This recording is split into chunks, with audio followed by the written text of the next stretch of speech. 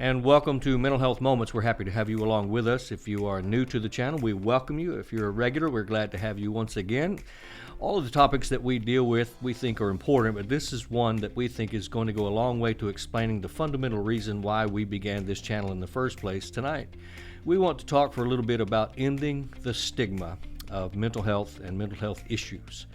Think about that for a moment. We'll be right back.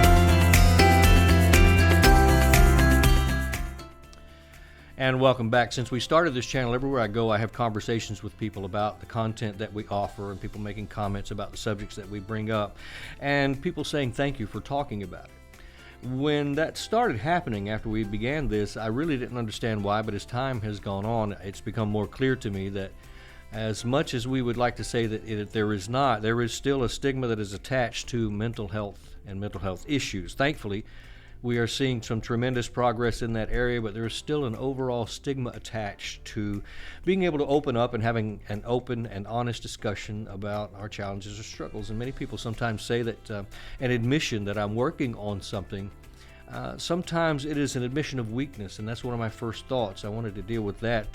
Talking about our challenges is absolutely not. It is exactly the opposite. As a matter of fact, it is not a weakness, it is a strength. And so for those of you that drop in from time to time and take a look at all of this, bravo. For those of you that are taking steps to deal with your issues, once again, congratulations. You may remember the old saying, you're only as sick as your secrets. That is still absolutely true. For this video, I did a deep dive into the subject, and I found that there are at least 4 or 5 different types of stigma that are attached to mental health issues, and I wanted to run through those quickly and give those to you as we often do. Starting with number 1, the perceived stigma from the patient themselves, the person who is dealing with the issue. How I see myself. I have my own shame and my own isolation. Sometimes when people find out that they are dealing with a mental health issue, they don't see themselves as normal, quote unquote, normal anymore. Now that I have been told that I have a challenge or I have an issue, I see myself as damaged. And then that takes on its own identity and it starts to become a part of the stigma as well. Number 2 is a public stigma, with many saying that one of the worst feelings that they have to deal with is when people either outright judge them or patronize them, with people saying that they're experiencing everything from rejection all the way down to bullying, and in some cases just downright violence as people in the public find out someone is dealing. We know that sometimes people can be very cruel. And it's the truth. With mental health and mental health issues, there is a public stigma from people. Number 3 is family stigma, with people saying that family members unfortunately don't always deal with their issues very well because it puts a strain on their family. It also looks like it puts a stain on their family, and so this is important to bring up and talk about. Listen, family support goes a long way for people to be able to deal with whatever issues that they are dealing with in their life and help them in their recovery process. If you're dealing with someone right now that is going through that and they're a part of your family, I can tell you this, it matters to them that you care. Even if you don't completely understand, it matters to them that you show that you do care. Number 4 is employment stigma.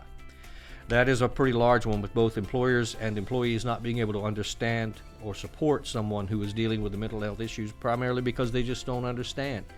And so in the workplace, I think it's true that in the workplace we always have that person who is a little bit different, that is dealing with something, and think about it. Sometimes they are just shunned or avoided, or sometimes it's easier for the employer to just let them go so that they don't have to deal with that every day. There is a stigma in the workplace. And lastly is the stigma with medication.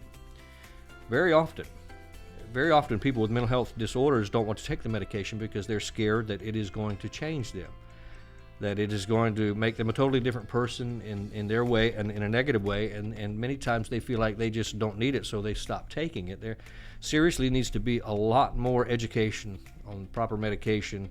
I'm one of those guys that I'm not against it, but again, the stigma And our own social stigma is very real, and it sometimes puts a halt on people dealing with their medications in the way that they should now. Because of all that, and obviously much, much more, people who are dealing with mental health issues are much more likely to remain silent and deal with it in isolation and not seek treatment, which leads them further down a road to more problems that involved depression, addiction, alcoholism, and eventually sometimes suicide ideations. They start thinking about they don't want to continue like this and live like that. And, it's something to consider. So what can we do? What should we do? How can we deal with some of these? Let me give you very quickly just a few little things, as we always do. Number one, don't let stigma create self-doubt and shame. Don't let it happen. Our culture is waking up to the issues, and I believe it is much better now than it has been in quite some time. But don't let stigma create self-doubt and shame.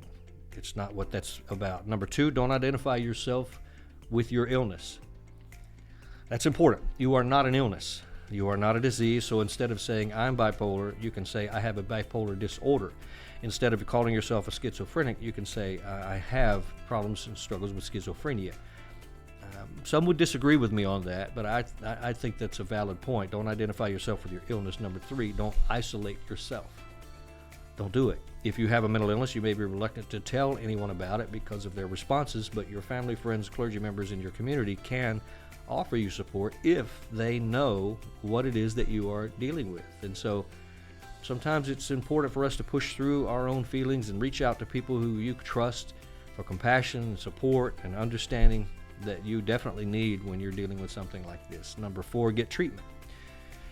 Again, easier said than done. You may be reluctant to admit that you even need treatment. But if we're going to end the stigma along the way, somewhere along the way we have to admit that we can't let the fear of being labeled keep us from seeking the help that we might need. Listen, all of us need a little help. Can I get it right? All of us need some help from time to time. Treatment comes in various forms, in various ways, and sometimes you have to find the right way that works for you. It might not be the same for everybody else, but seeking treatment and getting treatment reduces symptoms and helps you begin to function a little bit better in your work life and in your personal life.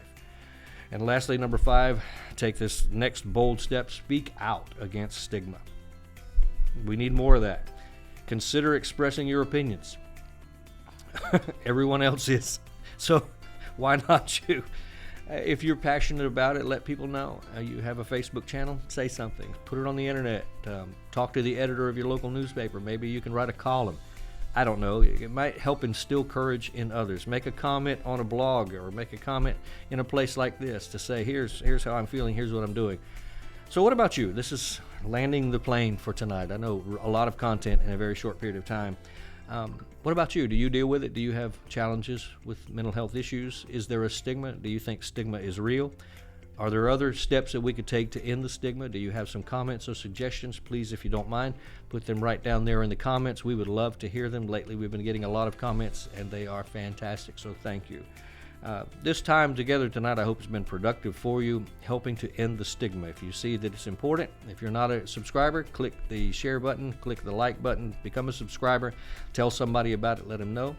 For me personally, if you'd like to make a comment, please leave that down there. If you'd like to contact me personally, I'll leave my email address there that you can contact me privately. Until next time, we look forward to seeing you right here on Mental Health Moments.